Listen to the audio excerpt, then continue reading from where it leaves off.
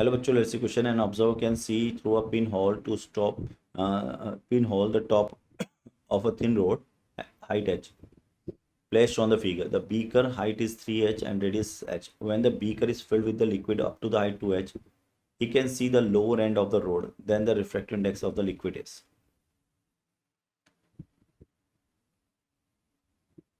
तो बच्चों अगर यहाँ पे की कॉन्सेप्ट देखें अपन, की कॉन्सेप्ट जो आएगा वो सिंपल की कॉन्सेप्ट, ये आपका रिफ्रैक्शन का कॉन्सेप्ट हो जाएगा. Refraction of light, refraction of light, Snell's law, Snell's law भी बोल सकते हैं हम. ये कॉन्सेप्ट लग जाएगा यहाँ पे. तो ये हमारा की कॉन्सेप्ट हो गया. That is your refraction of light and Snell's law, and Snell's law. ठीक है. अब अगर अपन यहाँ पे डायग्राम बना लें ऐसे,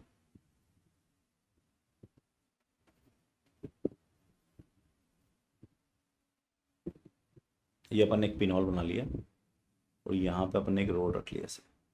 ठीक. ये तब का केस है जब आपने कुछ नहीं भर रखा और अपन ने मान लो कितना हाइट तक पानी भरा इसमें. The beaker height is 3h and its radius is h. When the beaker is filled with the height 2h, ये h है. अब अपन ने इसको h हाइट तक भर दिया पानी से. तो ऐसे केस में क्या हुआ, जो आपका बॉटम मोस्ट पॉइंट है अब वो विजिबल हो गया. अब वो विजिबल हो गया.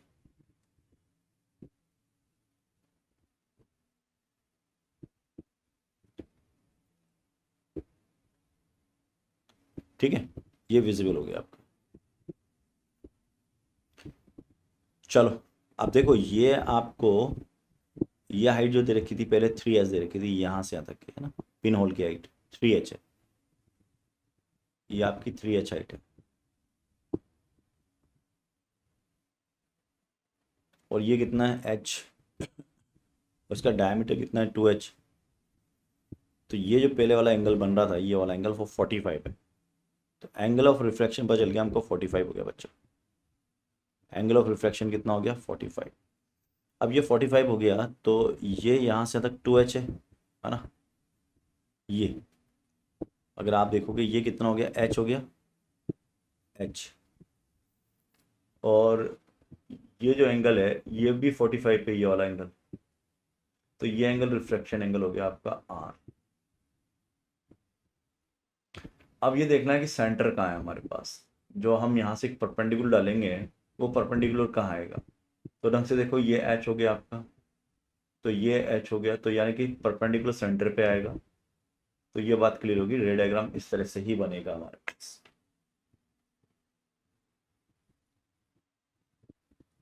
ठीक है.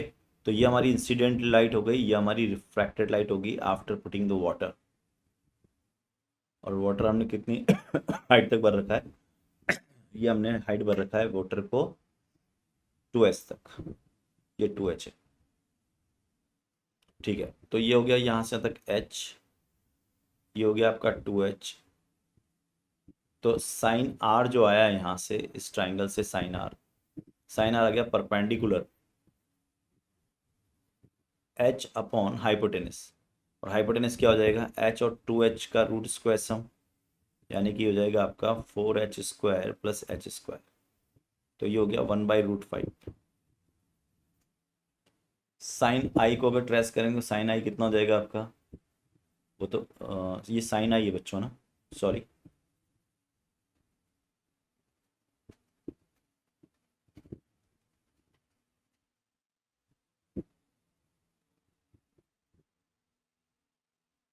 ठीक है, ये साइन आई है और ये आपका साइन आर है. साइन आर कितना हो गया आपका, वो तो 45 डिग्री हो गया, sine 45 degree. That means 1/√2. Now apply the Snell's law. Applying this Snell's law,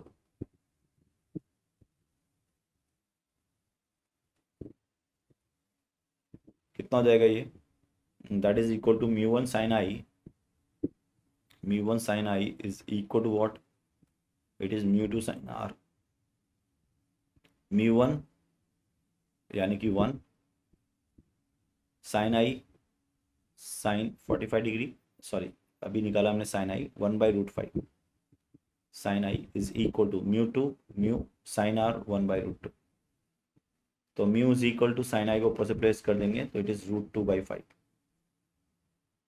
1/√5। अच्छा साइन आई का वैल्यू बच्चों म्यू 1 होगा यहाँ पे, सॉरी क्या 1 होगा, म्यू 1 तो ये ना मीडियम का, यानी कि ये तो एयर वाला है, सॉरी वाटर वाला है, और ये 1 होगा आपका, ठीक है। म्यू 2 आपका 1 हो जाएगा।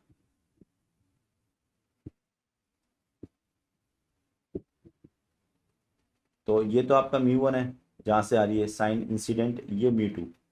तो म्यू 1 तो हो गया आपके पास, निकालना है into 1/√5 sine I is equal to 1 into 1/√2। तो बच्चों फाइनली जो म्यू आ गया वो आ गया √5/2।